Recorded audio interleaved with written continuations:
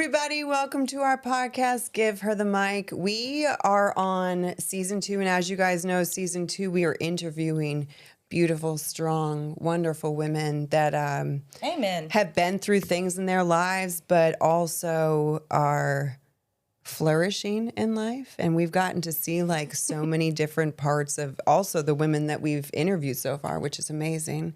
And today we are here with Nicole Quals. Hello. The beautiful, the talented. We've known her for a long time, and we've seen her through a lot of seasons too. I was talking to Beckett this morning on the way to football, and I was like, guess who we're interviewing today? And he's like, I remember them. Remember that pool? Remember that pool? And I was like, you know, Nicole also has boys. She has 4 boys.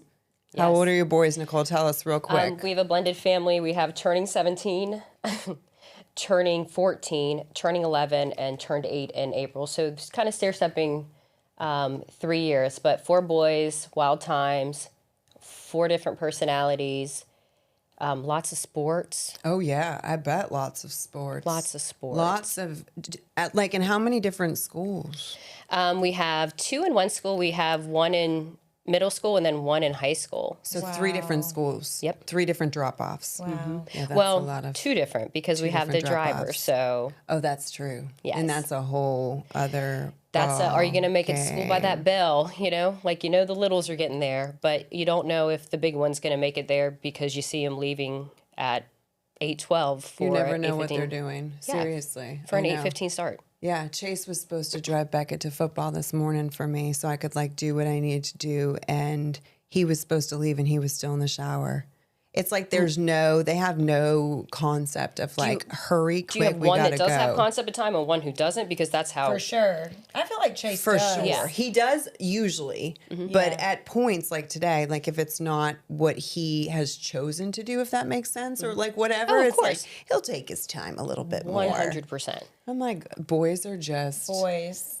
They are. So 4 boys. 4 boys. boys. You are married. I am. 5 years, In right? November, yes, We coming love up. him. Yes. Good old Brandon. Y'all just went on a beautiful trip, too, We from did. what it looked Every time like. you go on trips, I literally, I don't even know if I've told you this, Kristen. I'm like screenshotting your stories, especially you never tag your location, obviously, but I try to see where you're at. So and I'm undercover. screenshotting, and then I that's love why I it. message you. I'm like, where are you today? So I can like figure it out because it's so cool and curated, and like nobody's around and the you, and I'm like, outfits that she wears. they're just So they're ready. it She's is- ready. It is such a, and I do that on purpose. I really honestly want people to ask me privately because I'm waiting for the day that someone's like, here is my budget, please plan me a vacation. That Oh, part. yes. Oh, Like, yeah. Dying for it. I tell Brandon all the time, I'm like, I really should be a part-time travel agent. Like, Yeah. I so enjoy. Well, not even just a travel agent, but you should be like a luxury travel agent. 100%. You need to be a luxury. Where you also could be like, let me pair some outfits. Yes. Let me get the kids matching outfits. Yes, That's your because you know thing. that. You It's know your that's the thing. thing. Like, the coordination of the outfits is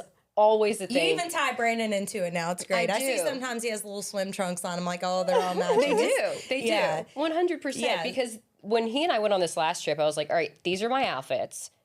Here they are on the bed. We need to pair up. Yeah. I think, but I think it's just beautiful, and especially when you're in Europe, it's just different because of the way that there's an old style of dressing, and I take it very Yeah. seriously. But I Classic. want someone to DM me and say, Nicole, I'm going here, and I research like everything Yeah, from you the can tell. food to what the towns look like. And experiences. You have a Yes. lot of Well, experiences. food's important. from Y'all do own 2 restaurants. Yes. So Yes. food is important. Super, super duper important. And I think that we both love food for the same reason. Like, Brandon really loves feeding people. I mean, that is why he does what he does. He loves feeding people. And I think there's so much beauty to that on a very just easy level of the beauty of feeding people and how important that is to nourish our bodies and how it, gets us through our day. And honestly, just the world that we live in, people can't eat and can't afford to eat and Yeah. are starving.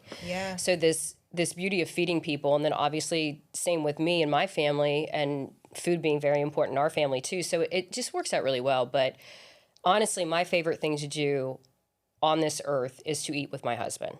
I love that. It really is. It is like, and I tell him like, I just look across from him and I'm like, this is literally my favorite thing to do with you. Yeah.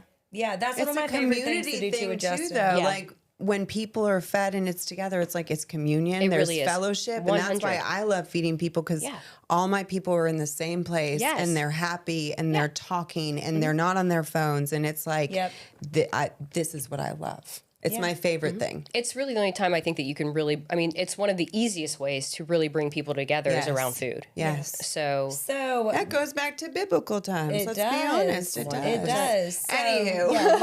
See, I told you. We just skirt off topic all the around. time. But Nicole is also a licensed clinical therapist. Did Clinical I say social that? worker, Clinical social worker. generic word is a therapist, but I do have a master's in social work and a licensed clinical social worker in the state of North Carolina since like 2011. Wow. Tell us more about that. Like, what made you actually want to get into that? 'Cause Yes. we've never known why. I think that would be cool. This is probably one of the easiest and biggest like God moments in my life, because I had no idea or want to do this. My undergraduate degree is in art from ECU. Oh, it makes sense though. could Your see house that. is very artsy. see that. So I'm working at a restaurant like most of us do in college. My mom passed she was diagnosed when I was a freshman. She died my sophomore year. Right, So wow. I'm working in a restaurant like everybody else is, bartending at night, that type of thing. And I have this couple that comes in all the time and throughout the 4 years that I'm in college. And when I graduate, they're like, why don't you come work for us? We have a mental health agency. They do community-based services. We think you'd be great. And I say, what? What do you mean? Well, you're great with people. Like, we just really think you'll be really good at this. And I'm like, how am I going to be good at this? I know nothing about it. Yeah. And I start. And I stay there. And then I go back back home to Pennsylvania to work for Child Protective Services. I do forensic interviewing and forensic investigation for that. Get certified in that. Very cool. Could not do it now. With children. It was an okay job to have when I didn't understand what it was like to have children. I could I was never. like I was right out of college when I did that. So very easy to investigate and separate. The amount of abuse that I investigated and saw looking back on it now, including child death, could 100% not handle it at all as a mother. I bet. Could not. So I'm up there, I'm doing that, and I'm like, well, I'm going to, I really enjoy this. I think I'll go back to North Carolina and get my master's. Where were you living at then? Where'd you go to college? I was, my family is from Fayette County, which is south of Pittsburgh. So I went back to Uniontown, and I worked for children. We call it DSS here. It's children and family or children and youth there. So went back there, worked for 2 years, came back here, worked on my master's, and basically have stayed in the field since. So I never, from the moment that I've graduated, so it took me 2 years to get my master's and then licensed in 11, but I'd been working in the field since 2004. Okay. So total in this field outside of my license between children and families. 20 plus years. Wow. I was about to say, me and Justin She started knows dating in her 2004, stuff so I know that is time. what it all comes back Yeah. to. Yes. Doing the Lord's Thank work, goodness. man. Doing the Lord's work. Me and Kristen So- always talk about that. The Lord's work. It's so that's like that 100%. That is probably the biggest like, wow, God was really looking out for me. Yeah. That was really his plan. Because I was just like, all right, I'll do it. I was young. I was like, I'll try anything. Who cares? Yeah. Like, I kind of do want to get a job. I want to work a real job, whatever that means. And saying yes to that one thing has led me here today. And it's crazy. So wild because I had not in my life ever set out. There's my dad's sister is in mental health, but outside of that, like not really any real knowledge and understanding or ever thinking that was something I'd ever want to go in. Yeah. I had no idea what I wanted to do with my because life. who would? I'm saying like that is such a hard, I'm in therapy and I just, I listen, she is too. And we just like knowing the stuff I just tell my therapist, I'm always like, how are you? Because I always feel like There's it's just so like much you're we're giving unloading her. so much on them and it's just so much capacity you have to have mentally, which is why I'm glad we're talking about mental health today because you have to have a very large capacity to be able to like do what you do. You know what I mean? Mentally, your mental health does need to be in check. You have to make sure. And, obviously not all therapists are created equal, right? Like from a standpoint of, I really think that something was told to me that has sat with me for so long, which is you can only take your clients as far as you have healed. That's good. So as a therapist, it's been very important for me to make sure that I'm consistently making sure that I'm really healing, but also that I'm learning and growing as a therapist. And I'm not like, well, I've been licensed since 2011. I've been in this field for 20 years. So clearly I know everything. Yeah. Because the field has changed so much, especially when it comes to trauma. Really? Yes. I mean, like, you hear it, and you probably hear it sometimes, and even more now, like, CBT, cognitive behavioral therapy, like that was huge for a while, and then trauma-focused CBT.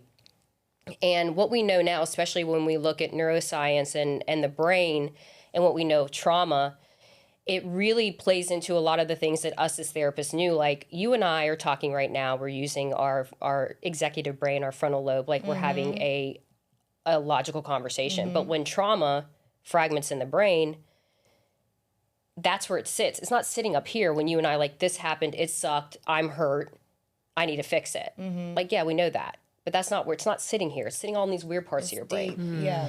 So we know that now. And therapists, I feel like, have always known that it's in different parts of the brain. It sits in the subconscious, and it sits there for years, and it just exacerbates over time if you don't deal with it. That's why traditional talk therapy doesn't work. And you both know that because of your use of different models like EMDR, and we're going to get to that later. But we know that as therapists now that trauma, first of all, it changes the brain.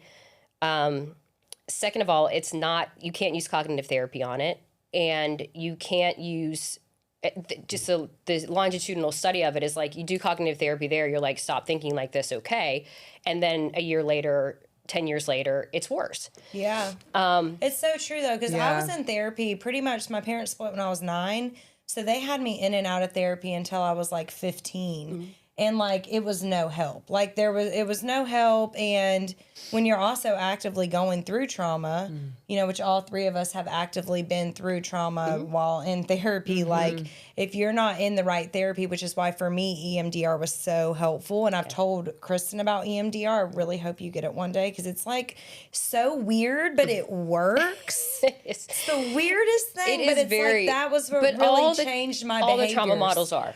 Yeah, because people are like, you're so different now, and you act so different, you respond so different, you talk so different, you train so different, like when I'm doing stuff for my business. But it wasn't until I started that kind of therapy and did those sessions that things started kind of rewiring in the brain. It does. So I think that some of the analogies that I use when I talk to people is a lot of these really great trauma models like EMDR, like life script, like trauma resolution, energy therapy, or like redecision. Those are done by the Southeast Institute with Van and Jessica. They're phenomenal. I just finished up a redecision therapy with them. I did like a 6-day training with them for redecision, which is just phenomenal. It's based off of transactional analysis and Gestalt therapy. It kind of combines that. But it's along the same lines with EMDR, which, like, the adult self, the adult brain really just can't heal the child. You have to get back to that earlier scene. You have to get back to, you know that with EMDR, you have to get back to that early core memory. You can call it an early scene or early core memory. Yep.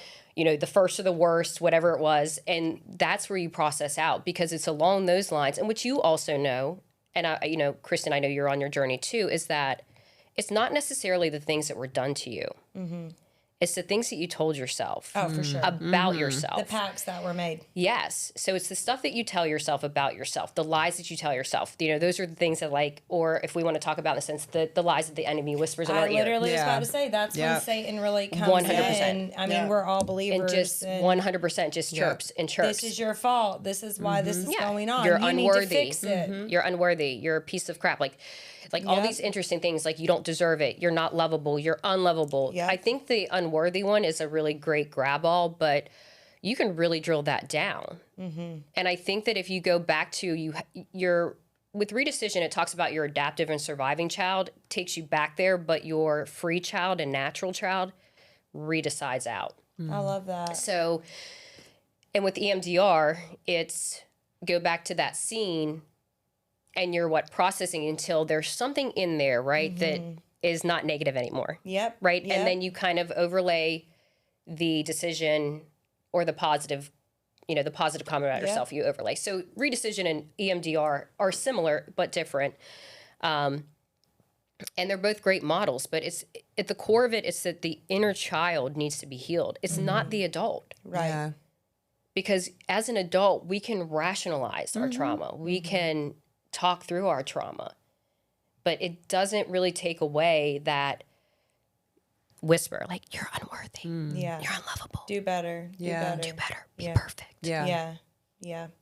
Like all these really interesting things that we tell ourselves in the midst of trauma as a child, because what's happening around us does not make sense. Which affects the decisions we make as an adult. Yes. With choosing partners, choosing relationships. 100%. Choosing time. scenes. Like, there's scenes now I look back on, I'm like, I would have never put myself in that scene. Yes. I would have dipped out Allowed so that. quick. But Oh, it's yeah. like, yeah, and it's, you know, there's all these sayings that are like, you know, it's okay to not be okay, but don't stay there. And like, yeah, I know you're Okay. an adult now, but yeah, like you need to fix it. And it's like, it's really not that easy financially. No. It's No. not that easy because No. these therapies, so you're talking EMDR for me, it was $200 a pop, you know? And so a lot Yes. of these therapies too, which was why I'm so glad. I know in a minute, Kristen's going to start with some questions for you. And I know you've got notes, which I'm do. so happy about. It's just so don't talk in circles. But it's not that it's just underutilized with mental health. Like there's not enough. I think the help is actually there now, in my opinion. I can't wait to hear what you have to say. I feel like there's more therapies and stuff now,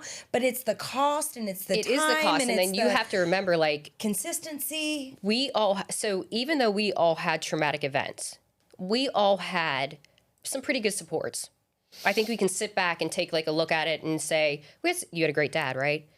Yes. Right? Yes. You know, like you have these people that kind of were always around that even though stuff wasn't great. So that's really one of the reasons why I work with the population that I work with, which is at or under poverty level. Okay. And the people that I have, the 8 to 12 to 14 therapists that work for me, they are all trained in high level trauma models. And I pay for that and I make sure they have that training because in our field, especially with at or sub poverty level population, it's like, you know, you get what you get. Yeah.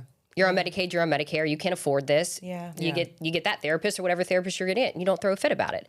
But I just have such a different outlook because I feel like it is my calling, my duty to make sure that the people that are in my building are so highly trained in trauma models so they can help people that have had generational trauma, That's generational beautiful. bondage. Yeah. And we've all had that. Yeah. If you've had a parent that's hurt you, more likely than not, that's generational trauma, 100%. generational bondage, whatever you want to And call we've it. talked about that Oh, so many yeah. I times. literally Yes. said that to my mom the other day. I said, me and you are fixing things that we didn't break. Yes, 100%. Literally. Yeah. You know? Yeah. That's it. But have carried. Yeah. And Yeah. and there's But also scary. there's Yeah. also really there's this beauty in also breaking your own chains without the I'm sorry, Yeah. I messed up, that was my fault from the parent, from the person who hurt you or abused you in any way. So I think that's what's also great about these trauma models, EMDR and all these other ones that I've listed, is it's based on the adaptiveness of the body, right? It believes that we are adaptive and we can heal ourselves. So as a therapist, it's like a lot easier for me because I don't hold the answers. I don't hold the keys. You know that. You did EMDR. Your therapist didn't do anything. I mean, they did because they performed it on you, but they didn't Yeah. give you tools. Yeah. They didn't tell you anything. Yeah. They didn't give you the sentence. They didn't give you the scene. Yeah. Everything that you did, the work that you did is inside you. Yeah. The keys are inside you. So then when you think about that from a faith level, from Jesus, like it's the belief that like we were made in God's image. Yeah. Right? So because we were made in God's image, yes, we're broken in sin, but we also have healing within us through the Holy Spirit and through prayer Amen. to be able to heal ourselves. So it's a beauty and not, I think that also people go into therapy thinking if that person would just apologize, if that person would just get better. I started like that. And I was like, this is not the problem. No. You know, I'm the problem. Well, and not in a bad way, No, but like, but yeah, this is the problem. it's the beauty of, and I think it gives you so much power too as a person who's survived trauma to be like, oh my God, it was all sitting inside me the whole time. Yep. That ability to heal, that ability to overcome, it's just been locked inside me. Yep. And I think that because that also in itself tells you that you're not defective. Right. You're not broken, and someone needs to fix you. I think that's what I love about these models, is it takes that like defectiveness of feeling like there is something, because that's attached to your worthiness as well. Like, I'm defective, I'm unworthy, I don't deserve because I'm like this. And then you go through these therapy models and you're like, oh my gosh, it's like me. I have been able to do this. I have this sealant to secure my heart again. Yep. And that to me is like, you can't put a dollar amount on that. Like, you just really can't. To me, it just really speaks to the grace of God and how much he loves us, that he puts that inside us in places. And yeah, we do have to do the work to access it. Yeah. Yeah. And that's where the work is for us. So, and being able to facilitate that, as a therapist is awesome, because I don't have to fix you now. I use models that that help you find the deepest tool in your tool belt that you didn't even know you had. Yep. And that becomes your biggest tool, and you bring that to the front. And maybe the ones that haven't served you stick those in the back of your tool belt, but then you just keep putting more stuff in there. Yep.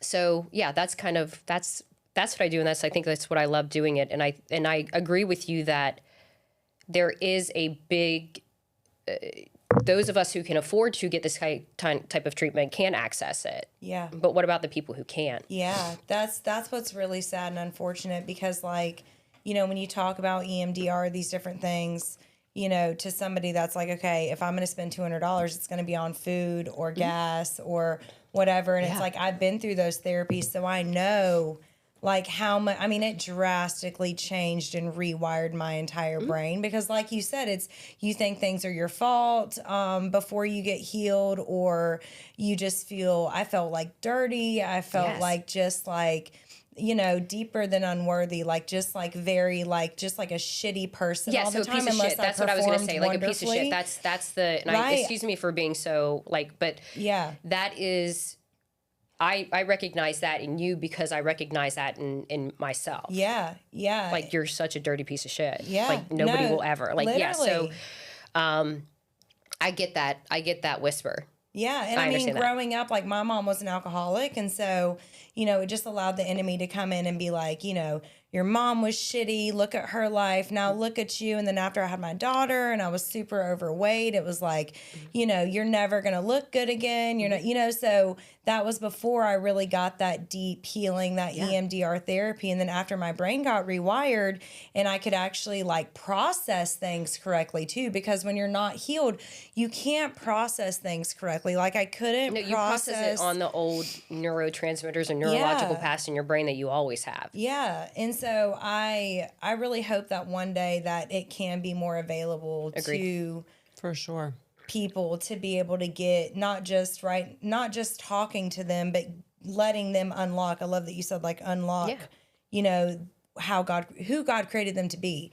Because I also really feel like, and I know me and you have talked about this a lot, Kristen, like the enemy does everything he can to keep us from our purpose, God's purpose 100%. For us. And when you have all these traumas that are just piled on, and now we're in this social media mental health epidemic, and all of these different things that are allowing us to compare ourselves and feel like we're not good enough. Like if you don't have like healing in the right kind of therapy, all those traumas are just going to keep piling up, and you're just going to keep making these shitty decisions and keep being with a shitty partner, keep being in and then you won't live your purpose at all, because you're not where you're supposed to be. And I think too, what that does is not just on the level of like that type of attack also makes you feel like you can't get near God. Yeah. Like you're just for like, sure. You're like, no, like you just can't, like you can't. Don't have access anymore. Yeah. So it's not necessarily, it's definitely with your interpersonal relationships, but I think that when that negative talk and that stuff really starts really just hitting your brain and really just ruminating and just, that's your ticker tape in your head the whole time, it starts to make you feel like you can't access God because you are too dirty, too terrible, too horrible. Yeah. For sure.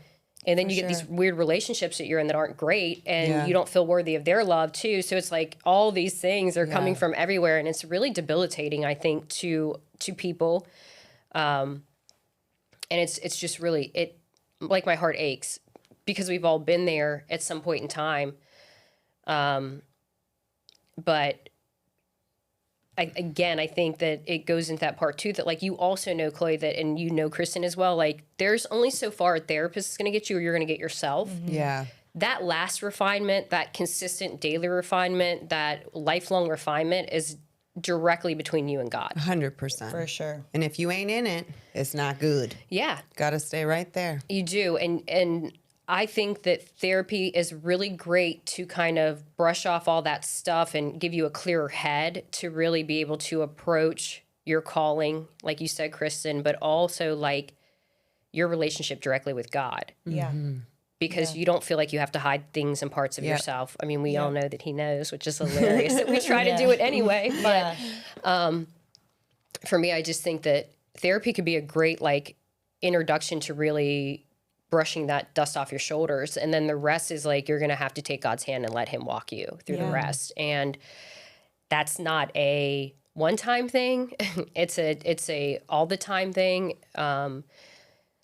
My relationship with God and my walk back into faith is really interesting because I was raised Catholic. So, you know, I have all these really weird, I have all this like religious trauma. And because the Jesus I know now was not the Jesus that I grew up with. So once my mom died, it was very easy for me to kind of walk away from the church and be like, I don't want anything to do with you, God. If you did this to me,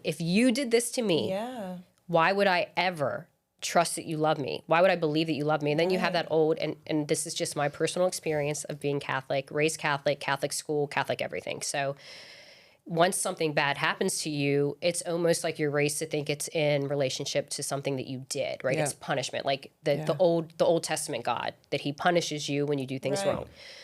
So, you know, I had a huge absence from the time my mom died. That was 2001 to, I mean, like 2015, 16, 17 of really just being out in the desert, just roaming.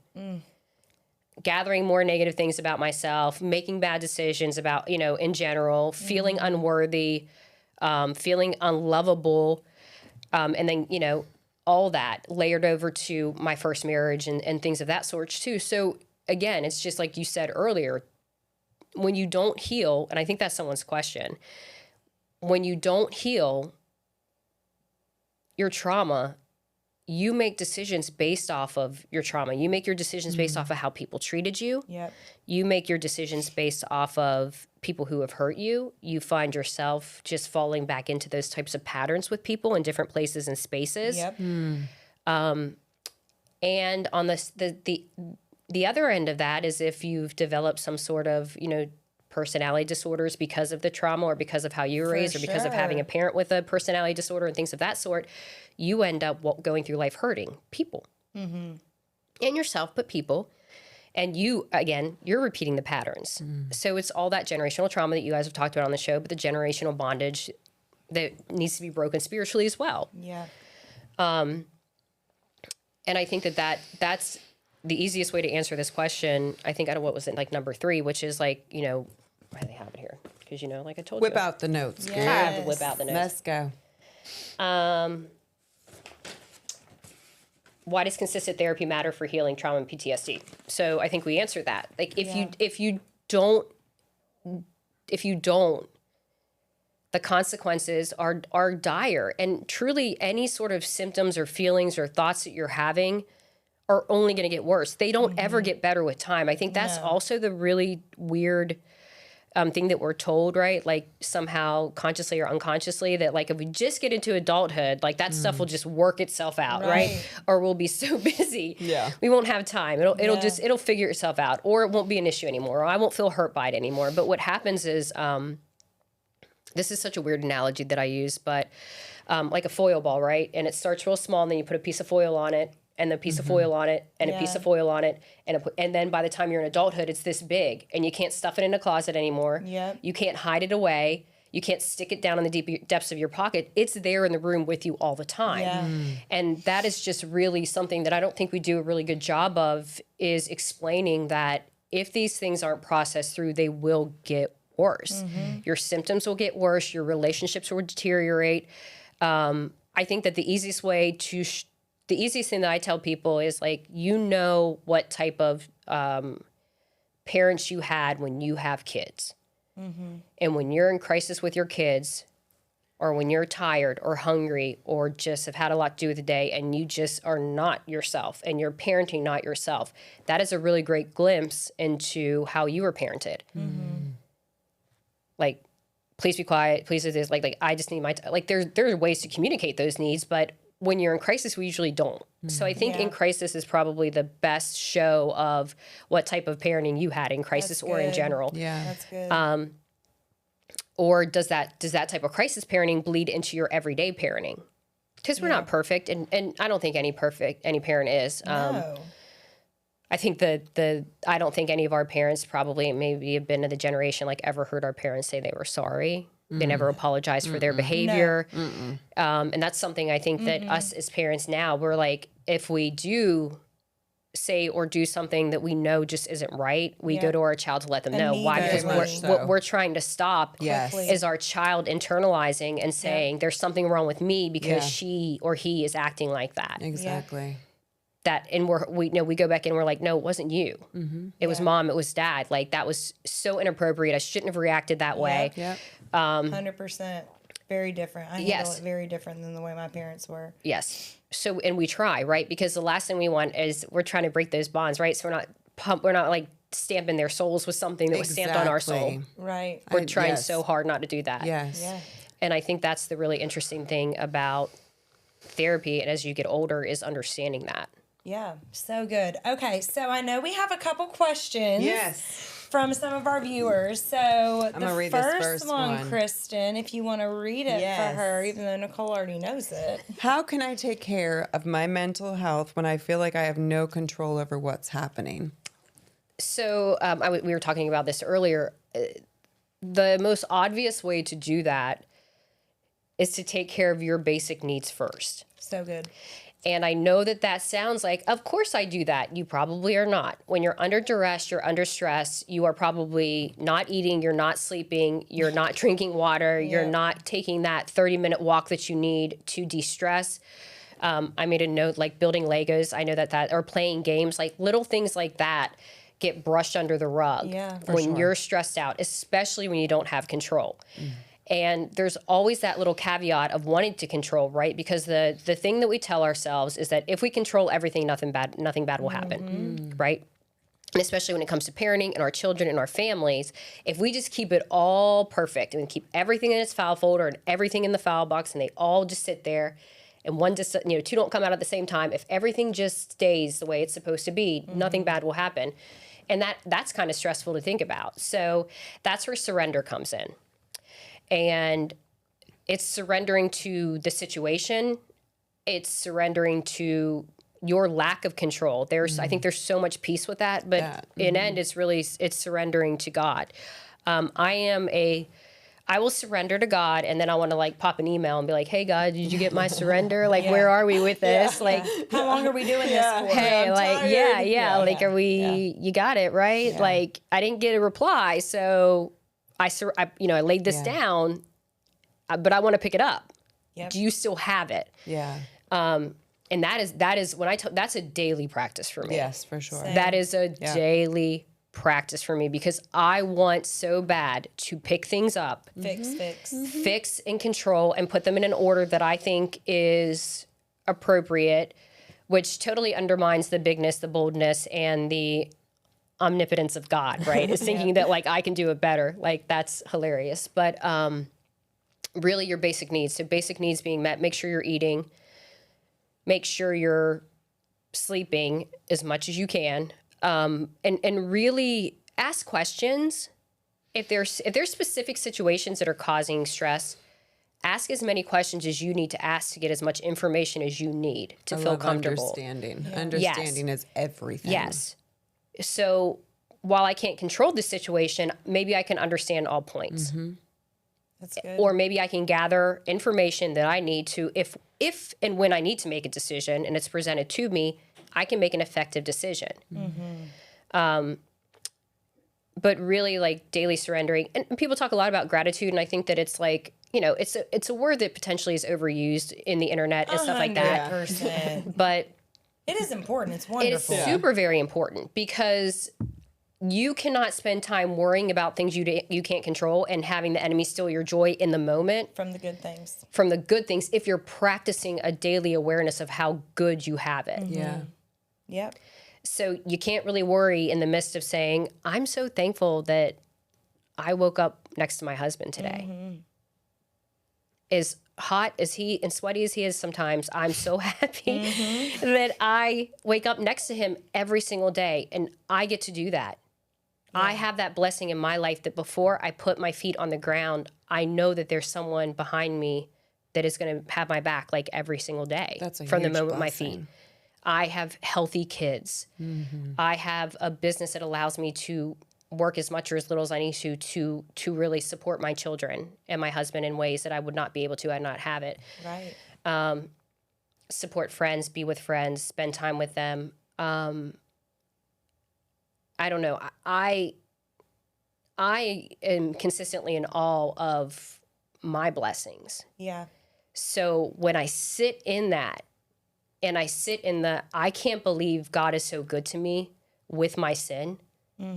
Like, I can't believe that he loves me the way he does. Yes, girl. So when you do that, it's really hard to say, but hey, God, like, what if the bottom falls out tomorrow? Yeah. Or what if this happens or this happens or this happens, right? Do you see, even in my body language, even in my face, even in my voice, how that changes? Yep. So when you're dealing with a lot of stress, surrender is important, but also just finding something, even if it's one thing to focus on, about how absolutely grateful you are. I love that. Because it will keep you grounded and not worrying about tomorrow. Because we know, like, how many Bible verses are there about us worrying about things we can't control, right? And we still do it. But yeah, I spend a lot of time, especially when, and I think you see it with anybody. I think you see it with a lot of people that you look from the outside and you're like, I cannot believe they're dealing with that. And they tell you, you know, they give you a testimony, or they tell you, see, I would eventually cry. They give you their testimony, or they tell you about the goodness of God in the midst of that situation. Yeah. And you're like, what? Yeah. Because I would be broken in that. I would be angry. I would be frustrated. I would have a major issue. I'd have some beef with God with that. And you have these people that sit and talk about the goodness and their gratitude towards the God that we know who loves us, right? So I think in those situations, when you are stressed, prioritize your health, prioritize your basic needs. You need to get some sun, go stand out in the backyard, you know. You don't need a bunch of people to support you in times that are, you know, you just need one good one. Yep. Amen. Because 9 times out of 10, those people that you're running with when stuff gets tough, they'll scurry like cockroaches, you know? Many people know me, but not many people know me. Yes. Yes. And I have about 3 people that really know me. And that's okay. I That's all you need. And I prefer it that way. They meet your needs. Well, they meet your needs. Yep. They're ride or die. Like, I tell people all the time, I may not be the best, like, everyday friend for you, but, like, when shit hits the fan, they know it's me. Oh, yeah. I've always told Justin, I'm like, I could literally call Nicole middle for of the anything night. In the middle of the night, and she'd be like, what do you need? Middle of the night. What do you, like, you know, and I think that's I'm not such a great quality. I'm not a great everyday, like, when life is really easy for you friend. Not that I'm like a hater. But you don't need to be. You have your couple people too that are probably your 3. You know, I feel like everybody has 2 or 3 that are like their. But you know to what I mean? me, like, I value myself as a friend to be the one that, like, if it goes down, my number's the one you're picking. Because you know that, like, if I have to physically put you on my back, I'm getting you out of that. Oh, me too. I'm getting you out of it. Same. Yeah, you know that. Let's like, go. it's just the way that, like, Let's go. I don't, like, I'm not great with the day-to-day, but I'm like, I will never, ever let you, I don't care if you're, like, bloody beaten and on your knees. Like, I'm putting you on my back. Yeah. And that's the kind of friend I want to be. Well, and that's Jesus. You know what I mean? Yes, That's 100%. That's what Jesus. Jesus has called us to do, is to go after the one and to, you know, to, at the end of the day, like, be that person. So, I love those tips. And you guys know that because great. when you have a lived life experience, with death and trauma and not great parents, and family members with mental health issues, domestic violence and rape and things of that sort. There are just things that only you know. Yeah. There is a word, there is a sentence, there is a look that you're going to give someone who's going through it, and it is going to break their heart in the best way, because they're finally going to think that somebody knows what it's like. Yeah, she gets it. 100%. And that's where our lived life experiences, that's where when we get bent out of shape of like, why has this happened to me, or why am I carrying this cross? It is 100% because you are going to be placed in front of somebody maybe 5 years, 10 years from now that's going to need you and only you, and you're going to be the only person. And they'll see Jesus through you, most importantly, and that's what it's about. Yeah. I mean, 100%. Okay, what is our another question. How do we turn off negative self-talk? Yes. I laughed so hard when I saw this, not because it's not a great question, it's a fabulous question, but because this is literally where I get stuck. I get stuck here. I've been stuck here probably, I would say, over the last, like, I had to deal with some stuff, you know, with my ex-husband a few years ago, and I've been a little bit stuck. And I've had to, you know, talk with my therapist about it, just being stuck back in that rumination, like, so wash kind of all that stuff that I thought I had healed. That even through EMDR, even through, you know, all the different training models that I've learned. And again, like, these training models are taught to us by doing. We don't role play. We don't go in there and make up false scenarios. We process our trauma in these trainings with strangers. It's always a treat, you know, like, yes, there are other therapists, but it's like, rapport, none. None. Now, literally vomited on me. None. Vomit the trauma now. So all these years of processing, learning these models, practicing these models, and I think that it was very surprising to me to see how quickly that negative self-talk, and it was very slow at first, and then it which it always is, like a drip on a spigot, and then it's full blast. And the answer is always going to be the same, is to process where it came from. That negative self-talk has been with you your whole life. It gets louder and it falls to the back. It gets louder and it falls to the back. Your dirtiness, right? You've always heard it. It's always been in the back of your mind, correct? How loud it is the difference. For sure. And how debilitating it is. And then how that makes you make decisions. There's layers to that negative self-talk. So the answer is always process through it. Find out where or when in your childhood, in an early scene, that you told yourself that because of something that happened. And no, it's not a quick fix, but like you said, it's a rewiring, because right now, there's one of those things back there. You know, you put all the plugs in. What are they called? Yeah. Strips. Yeah. Power strip. Power strips, right? So you have all these things plugged into one power strip in your brain, and they need to be plugged in other places.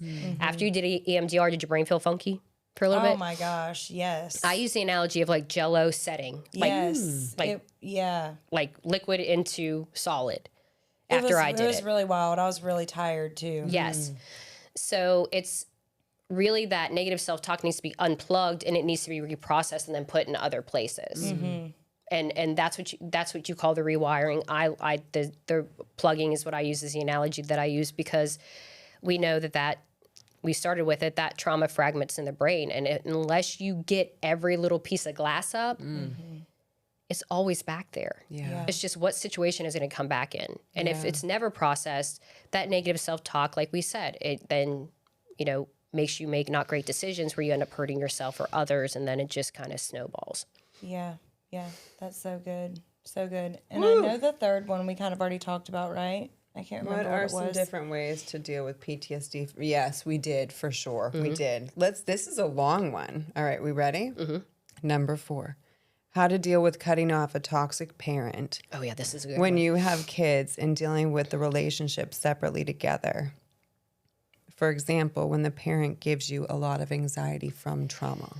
So I have a 3-part answer to this, so I'm going to try to... Yes, I love it. It's like church when they have 3 parts. Yes, this is my 3-part answer. So this is important.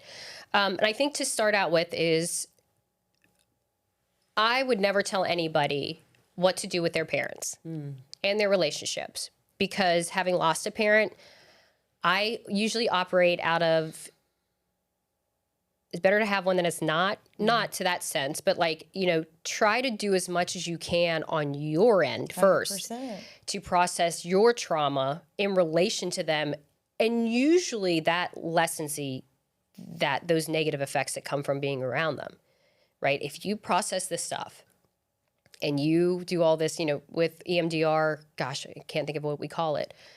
Well, it's reprocessing, then you're overlaying, right? You're doing your future templating is what we call it. So you're doing future templates. So in EMDR, it's like you take that negative to a positive, that positive you overlay into the future, right? You look at like your life on like a little timeline and there's these dots, right? So we're here, you're living out to here. It's a negative, negative, negative, positive. And what you do is you throw that positive back there and kind of wash out that, but then you also positively overlay it. So the idea is that if you do come in contact with someone who makes you tell yourself you're dirty, you know you're not. Or if you come across someone who makes you feel again like you're unworthy, you know you're not, because you've done that future templating. In redecision therapy, it's a lot of the same thing, because you have kind of redecided what you're going to do, how you're going to think, and how you're going to behave as a child, which again then allows you to do that into adulthood. So that's the answer of that, is work on yourself. But that also comes with like, you're the problem, which you're not. But if you have a parent who's actively working on their stuff, I think that the easiest way to acknowledge the anxiety that comes with them is to tell them the anxiety that comes with them. If they're working on stuff and you're working on stuff, like you said, you mentioned your mother. Yeah. So you guys have an active line of communication. Oh, yeah, we've been chatting. That's what I mean. But me and my mom do not. Yeah. Yes. And cannot. Yes. Yeah. And you have had to make that decision. Yeah. Because out of self-preservation. While you can heal from the trauma that they have, given you or kind of laid on you, it doesn't give them the right to continually hurt you. Right. So unfortunately, the decision has to be made, which is why this is like, I told you like that 3-part answer, which is like, you kind of have to cut them out sometimes. Yeah. And I hate to say that because it feels so, then people are like, well, what if they die and you have all this and that? Well, I didn't say cut them off and never process through stuff. You still have to process, because that decision that you're making to cut them off comes with a lot of consequences. Oh, for sure. In the heart, in the future, when they die. Like, there are all these very interesting things and consequences that come with, I need to protect, and I know people say protect my peace, but I mean it in like a legitimate way, like because someone's actually harming you. Not in like an Instagram post kind of way. So you need to protect that. And protecting that comes with those consequences of like, okay, am I okay with never speaking to them again? Yep. And I've talked to my therapist about that many times, and people don't, I think what you said is perfect. People look at it like, oh, they're just cutting that person off, and they have no idea what that person's been through to get to that point. Or like, for me, it was like safety of my children. She tried to steal my son. Like there was a lot of things to where it was like, I could deal with the trauma. I could deal with the neglect. I could deal with the abuse. But you're trying to break that bond, so you don't want to attach it to your kids. But when you have children, it's just different. Y'all know that. 100%. And so, it's like, how many chances was I supposed to give her when the same behavior was happening? Or, like one of the last things she said to my husband is she was like, oh, my daughter won't even talk to me now. You're just like a middleman, and like to talk to my husband that way and to also disrespect him and just to continue these behaviors. It's like, of course I've thought about that. But that is like my worst fear. Like when she dies, how am I going to be? And I don't know. Yeah. But also I had to preserve myself and live. And if I would have continued our relationship, I probably would have killed myself. Yes. And so I hate for people, though, that are out there that are in those relationships with a parent that is extremely toxic and dangerous and not safe for them or their kids, that they stay in that. Out of that fear. When they could be in therapy processing it. Because if I know for me, like therapy is non-negotiable. Even now, I used to go every week, but now I go every month, because I do need to talk to my therapist all the time about like, hey, I feel like this about my mom, or I feel like this, because those thoughts were human, like if she dies tomorrow, how am I going to be? But I know I have Jesus by my side. He'll get me through. And when that relationship needs to be reconciled, it will be. But as long as that person has done the work, and I've been doing the work to try to get back. Like Kristen knows, she was on the phone with my mom a few months ago when I was trying to reconcile. There's been so many attempts, but it is a really sticky situation, because then you have people whose mothers have died, like your mom. And it's like, like I think I want their relationship. Absolutely. But it's And also now that I'm that's what healed, I'm hurts like, the this most, I was a think. very skewed relationship that we had. I was the mother and she was the child. 100%. So And it I is think really the hard. greatest indicator of future behavior is past. And that's what I always tell people, especially when they're talking about any sort of relationships they either want to stay in, they want to leave, they want to rectify, they don't.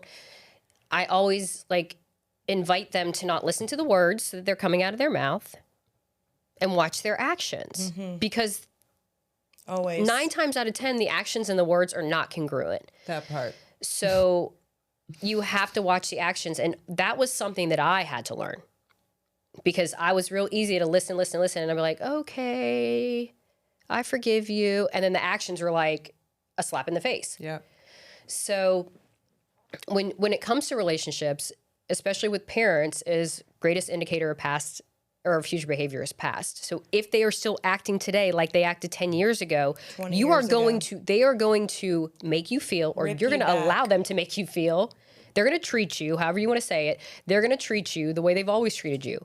And you're going to end up feeling like you always have. There's not enough therapy in the world because it's not just like you can process through what happened to you as a child, Chloe, but like if she keeps hurting you today, right now, you're going to have to process that. And it was affecting everything because even when, you know, I was even back to like when I first moved to Greenville, went to college, you know, my mom actually got pregnant during that time because I told you she had a baby at 45. And so I was driving back and forth to Fayetteville. Then the baby got taken from her. So I was driving to Safe Haven to see the child with her. And so all this trauma. And then it just kept carrying over. And once I started really EMDR, because I did some EMDR work with my mom, I realized I had felt sorry for her, and that's why I had stayed in it with her because she's very manipulative and very much she will survive. She's a survivor. I mean, she grew up, her dad abused her. My dad abused her physically. Her dad abused her physically. So, like, I always felt bad for her, but I had to let go of, like, I can't be her parent and I can't save her. I love her. But it took a lot of work. But yeah, I can see how it can look really savage, but it was like I had to be alive. And me and Kristen talk about depression and stuff a lot. And like, I could not stay mentally alive and well and have friendship. I mean, I literally am now getting to the place where like I've opened up more to friends, but I'm also very cut off from relationships. Like Kristen all the time is like, I have all these girlfriends and I'm like, I don't want any. I'm good. You know what I mean? But it's like, that's also not healthy, but it's also like, That's your protective. I can't do that right now, but I want to get to a place where I'm like, yeah, sure. Let's do a girls trip. Let's do this. But I physically to think about doing a girls trip with anybody outside of like 4 people makes me want to vomit. I don't really want to do that either. Honestly. But it's like, because you have these traumas though that still hold on no matter how much work you do. And it's so hard to like, you know, do it all, really. Well, why wouldn't other women manipulate you if the one who wasn't supposed to did it? Well, because my core self is very giving. I'm much like both of you. I would give the shirt off my back. What do you need? When can I do it? Let me fix it. Let me do, because I am, most women are nurturers and lovers, and we want to be there for each other. But there are people who, you know this more than anybody, Nicole, because you've been taken advantage of a lot.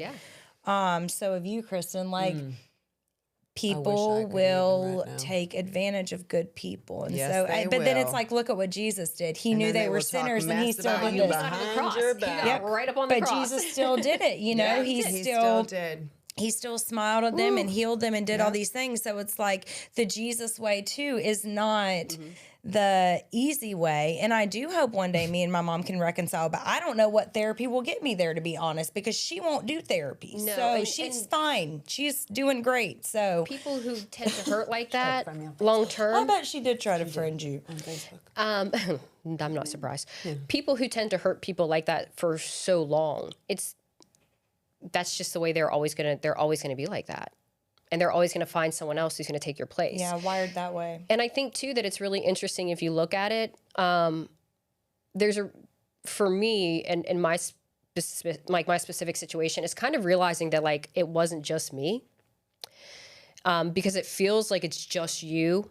And it feels, not that you're special now, because you don't feel very special, but like it makes it's just so you centered. Takes the pressure off. And then you're really, when you open up your eyes and you realize that this person consistently throughout their life to this day treats people like this, acts like this. That part.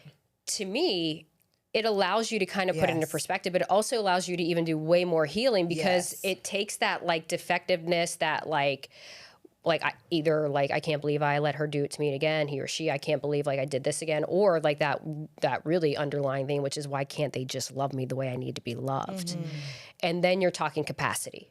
So when you allow yourself to see that it's not just you, that this is how they operate in their life, then you're talking about capacity. And then does your mother have the capacity to love you in a way that's meaningful to you?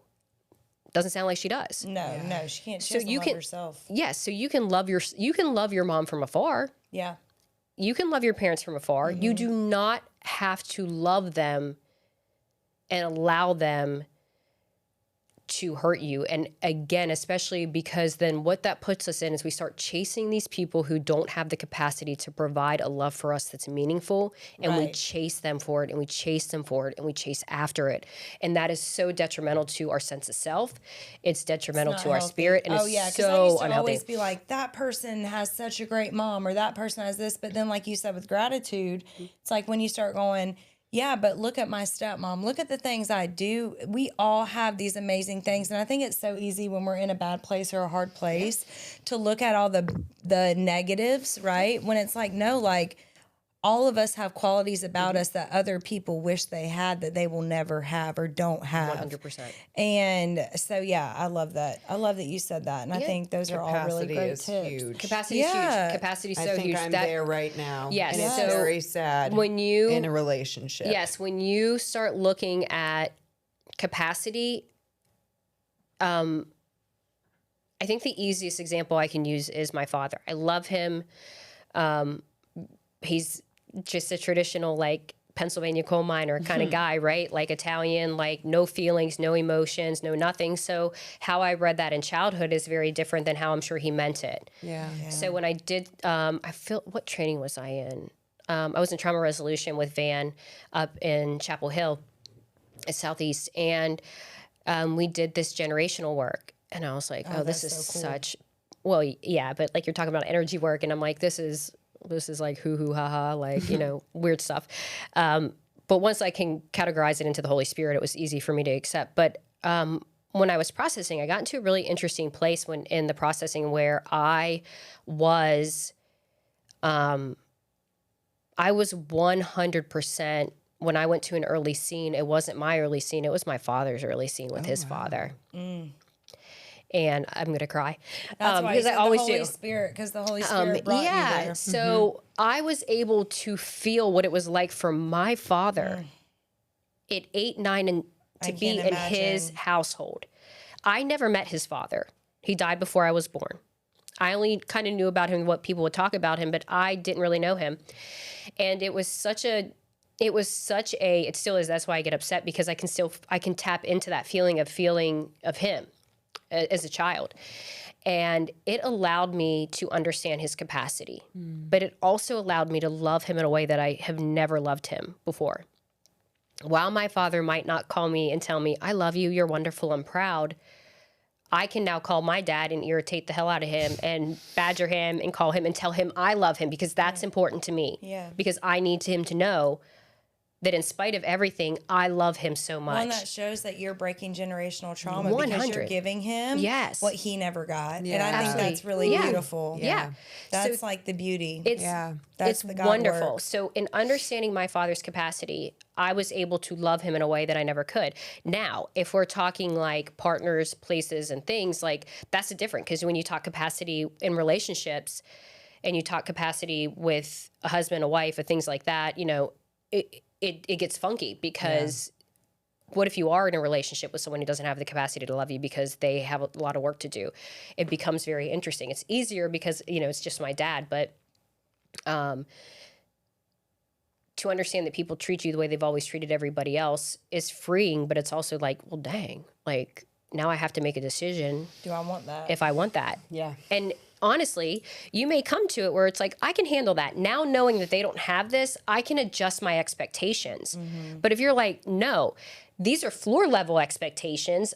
It's not like my bar's up here. This is basic expectations in a relationship, and they can't meet that. Then you get to make a decision as to whether or not you want to stay in that relationship. Right. Parent, parent, child, whatever type of relationship you're in that we're talking about, you get to make that decision.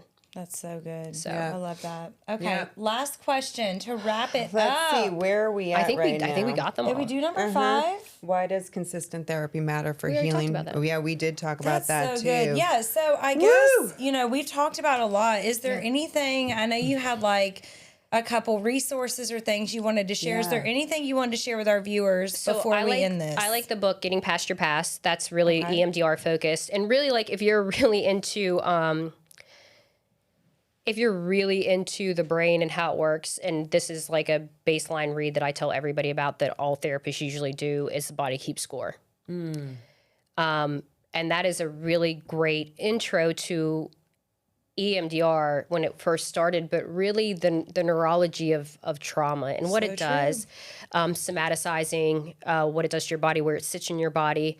Everybody has their spot. My spot's like my chest. Like forever and always will be my chest. When I did trauma resolution, even though that works through chakras, it was always my heart chakra. So like, it's all these different, it's a great book. It's a huge read. I mean, it's like a banger of a book, but it is so cool because there's something freeing to understanding that the way that you feel is not fake. Yeah. The way that you feel is the way that you're feeling. That. Like, it talks about window of tolerance, which I think is really important. You know, that like, we're sitting in our window of tolerance. We're kind of in the middle, right? We go into crisis. We either dissociate or we become hypervigilant. So we don't feel, it's like a light switch going off, or we feel everything at all at once. And we all have that way of kind of processing through or dealing with our trauma or dealing with crisis. So it's really neat insight into your body, but Getting Past Your Past is 100%. That's all EMDR. And it's a really nice intro into kind of how to work for that. And I think that, play more, tap back into, childhood. My kids and I go on night rides on our bike, and every single night that I do it, I have that moment of being like, oh my gosh, I remember this. Yeah, I bet. It was the best. Yeah. The best feeling. Yeah. Oh, yeah. Like, I never got off my bike. like the best, right? Yeah. Legos, like weird. I mean, I am like the master builder in my house. Like, that said, like everybody has stand on business on that. Like, I'm a master builder. I love that. I taught the kids how to play like this dice game my grandma taught me. So it's like these little things that as adults we don't do because we're like, fun. because we're like work, provide, work, provide, work, provide, work, provide, work, provide. Whether you work a job or you're a full-time stay-at-home mom, which is like the hardest job in the world. We're just geared and told as adults that we can't access that part of ourselves. Yeah. And I think we have trouble accessing that part of ourselves when we do have trauma. But so I try to play as much as I can during the day. Like, I try to find that innocence, that natural child inside me, just to kind of like feed it and flourish it. I love that. Because that's where your healing is. That's good. Yeah, when my parents split when I was 9, I really just wasn't allowed to have fun. I had to grow up pretty quick. Yeah. So that was like the first thing I worked on in therapy, was learning what fun even means, because I never had fun, like all the things y'all are saying. I never did those things. Yeah, you had safety. You had like, I had to take care of my mom and my sister. Yeah. And so I had to be like an adult at a really young age. So like, Kristen knows this, like I have a lot of trouble having fun, like doing things that are fun, like off the agenda. Having fun is very abnormal for me, but I know like how important that is for people's souls. So I love that you said that, because I think, like fun is like, it taps into calming you down and giving you endorphins, giving you dopamine floods and stuff like that. You can't just get dopamine from sex and things like that. And so, or doom scrolling or whatever it is. So I love that. Okay, so those 2 books. Anything else you want to leave them with, like last minute? Do not underestimate the power of moving your body when it comes to depression. Yes. When it comes to mood. I have move on my arm. Yes. If you've already taken care of your basic needs, like you've drank some water, you've eaten some food, like but you still just feel off, like go take a 20-minute walk, go take a 10-minute walk, go take a 5-minute walk, go stand directly in the sun and let the sun hit your face. Like movement is so powerful. And you guys know as nurses, you see the studies, the studies out there in relation to exercise and versus antidepressants are apples and oranges.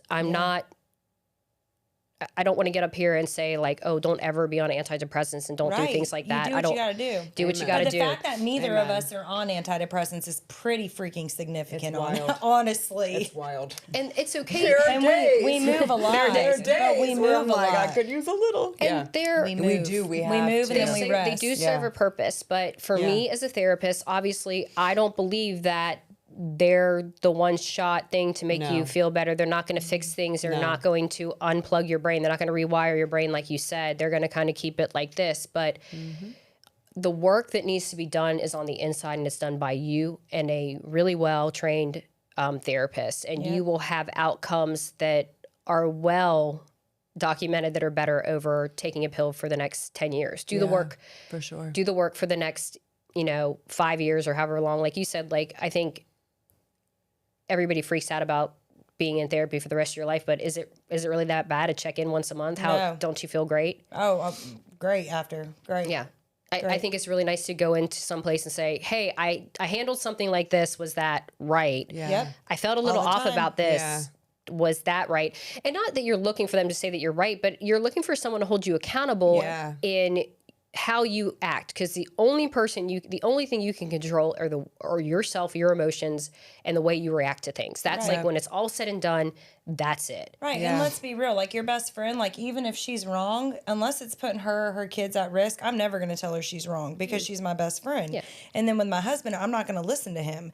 And so between my best friends and my husband, I need a therapist that I can be like, hey, this is what's going on, why I feel this way. Did I handle this right? And she's going to be like, well, did you make a plan for that? And I'm be like, well, no, like I didn't. And so it's like, having that therapist. But, I really do pray one day, like we talked about in the beginning, that there is more access and funds and stuff out there for people to be able to get the intensive kind of work therapy to rewire. I mean, there's still people who think that like, there is something wrong with you. Oh, for sure. And that's why you have to go to therapy. I'm sure you feel that way a lot of times. It doesn't matter how many affirmations you give yourself. Like, oh, I know I need therapy. I would be in therapy no, today but like, if I could afford feeling like something's wrong with you. Like I've felt, well, and I still feel like that some days. I'm like, why am I like this? But I'm like, okay, Chloe, like this is why you're like this. You're having an off day. You need to go unplug for a minute, or you need to do this. Like, there's certain, for sure. Yeah, and I just, like, the message we send to people is, like, you have to be so, like, it has something so terribly wrong has to be with you for you to be in therapy. And I just think, like, so not true. Don't even look at it like that. Just look at it as someone you can bounce ideas off of. I mean, that's literally what a lot of therapy is, kind of bouncing ideas that you have in your head that you just need someone to kind of say, ooh, maybe not the best way to handle that. Or have you tried thinking about it this way? Or like, or it is great. I mean, good therapy is not just going in and them saying, I agree with you, I agree with you, agree with you.